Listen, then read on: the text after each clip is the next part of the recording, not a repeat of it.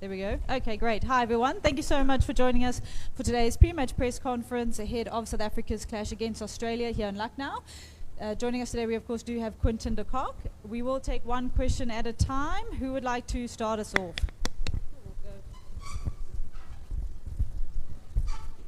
Hi, welcome to Lucknow again. Quinton, you are a familiar with this ground. Any change in the spinner against Australia? Sorry, I didn't hear you there. You are a familiar with this Ekana ground because you are in LSJ.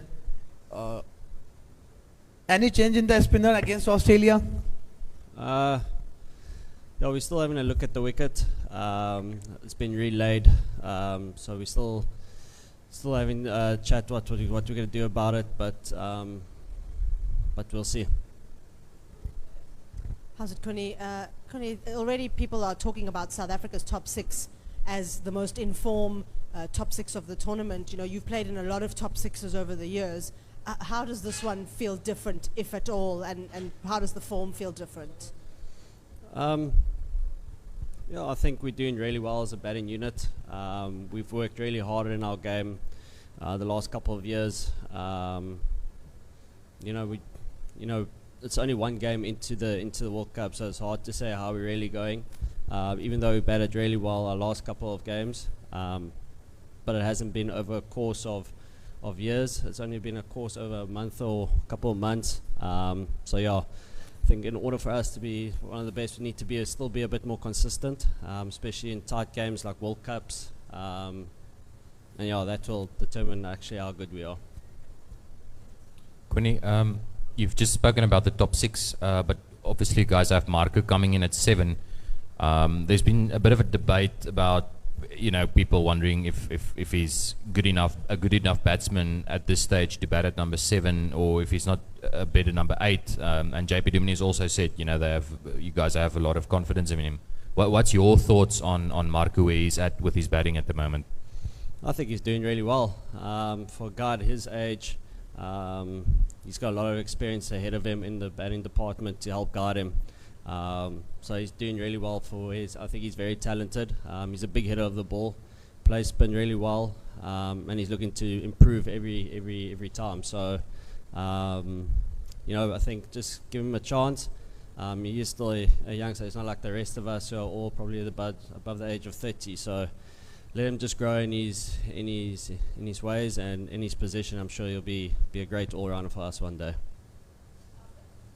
Quinton, every time you play for South Africa, it's a special occasion, obviously, but a game against Australia in the World Cup seems to be bigger than most. Would you agree, for South Africans? I think it's just because you're playing against such a strong team. I don't think it's any different from playing Australia to any other team because it's a World Cup. Can't take any games for granted, and because Australians and us have always had a great history, a good competitive background. So yeah, I think that's just what it is. I think both teams are going to come out fighting tomorrow, and whoever makes the right choices under the pressure will be the stronger team at the end of the day. Quinton, having watched Australia's struggles against the three Indian spinners on Sunday, knowing this surface, having played here once for South Africa and then once for Lucknow, do you think you'd be tempted to bring in Shamsi to try and, make the most of Australia's sort of struggles against spin in that middle over period? Yeah, I think obviously it's been a thought in what the selectors are thinking. But in saying that, I've also seen those same guys who struggled in the Australian team also destroy spinners in the IPL and stuff. I think that was a spinning friendly wicket in Chennai. So I think naturally, most other teams who are not from Sakana could have struggled because obviously the Indians have got really good spin bowling attack. I've played against a lot of these guys like Warner, Smith, Marnus, Maxi. These guys really play spin really well in general. I think it was just that one game. That's the way I see it, especially here in Lucknow. I don't know what wicket we're going to get. I was here during the IPL, and the wickets, we got different varieties of wicket and play one certain way. So it could come out and it could be it could be a seam-friendly wicket opposed to a spin-friendly wicket. So, I mean, I'm pretty sure the thought of process of bringing in the second spinner is in, but we'll see tomorrow. Quinton, just going back to your earlier answer about Australia and South Africa, can you just elaborate a little more about how different the South African rivalry is with Australia, say, compared to your rivalry with England or India or some of these other teams? Well, I'm not too sure. I think it's just a big rivalry. I think it's just international cricket. It's just the way it is. Both teams are strong teams. You know, both got big egos. Both want to beat each other. So I think that's what it just comes down to. You know, whoever comes out, like I said earlier, whoever comes out and makes the best decisions in the bigger pressure situation will probably be the winner at the end of the day. Sorry, if I could just ask one more, Quinton. Just about Australia's bowling attack. I mean, you look at Cummins, Hazelwood, Stark. Maybe in Test cricket, you know, they're up there with the best in the world. But just in one-day cricket, how do you judge that bowling attack? Just the three of them. Adam Zampa, Maxwell, they're saying is a specialist spinner, and a bunch of all-rounders. I think they're a really good bowling attack. I think they're well balanced. You know, obviously you got Stark, who's a left arm, and he swings it a lot up front. Bowls really good Yorkers towards the end. Got a guy like Hazelwood and Pat Cummins who don't really give you bad balls. Got seriously good bouncers, and then you got obviously Cam Green now coming in, who adds more balance to their seam bowling attack. And he also bowls at 140 plus. Then Maxi, I think a lot of guys underrate him. I think he's a really good offie, especially in the white ball format. He keeps it very tight. I think teams underestimate him. I think that's why he does really well, because I think he knows he's a good spinner. I think other guys don't give him the respect he deserves. But that's what I've seen and watched over the years. Quinny, just a step back, how chuffed and emotional were you to actually finally get that elusive World Cup ton in Delhi?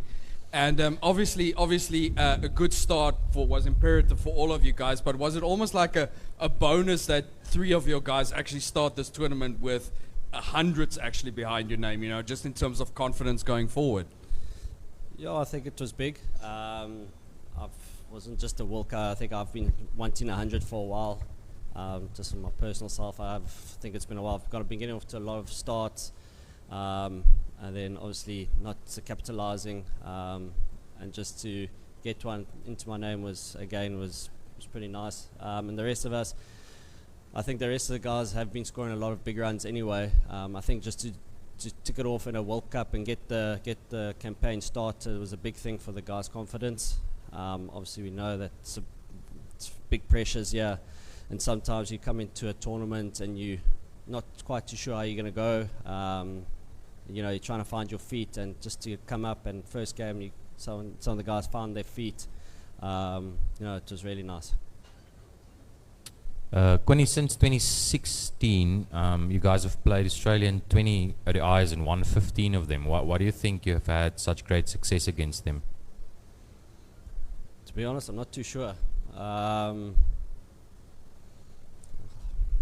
Not too sure. I think we've just played really good cricket. I've been part of all of those series, and to be honest, I think just a lot of guys have just stepped up at the right time, and we've just been on the right side of it. I'm honestly not too sure, because Australia are a really good cricketing team. They're going to make it really difficult for anybody who plays against them. So yeah, I can't put my thumb on it. Quinton, well batted last week or a few days ago. Having made that decision to have this tournament be your last, do you think that helped you with that performance against Sri Lanka? Has it freed you up mentally, and maybe now everything's a bit of a bonus, perhaps? No, not really. I think I'm pretty much the same, whether retired or not retired. It's just a matter of working on one or two things and just going out there and just getting it done. I don't know, it just happened, I guess. Just been working on one or two things now, the Australian series, and now here in our preparations, and just to get it done out there, I think just helped. Connie, just to follow from that, you've obviously announced your decision to retire from this format. But what do you think about the future of one-day cricket? Is it still an interesting format to play, or does it have some challenges? I'm sure still a lot of guys love the format. I'm not going to speak on behalf of everyone. For myself, I've been doing it for a couple of years now. Obviously, I found it quite tiring. It's been a long time for myself. But I'm sure there's still a lot of youngsters coming through the ranks, guys still at school growing up, they still would love to play this format. And I highly recommend that they find a way to keep it going, because there's a lot of guys with big ambitions who want this format to carry on going, which I think they need to find a place and a time for it to happen. Cheers, guys.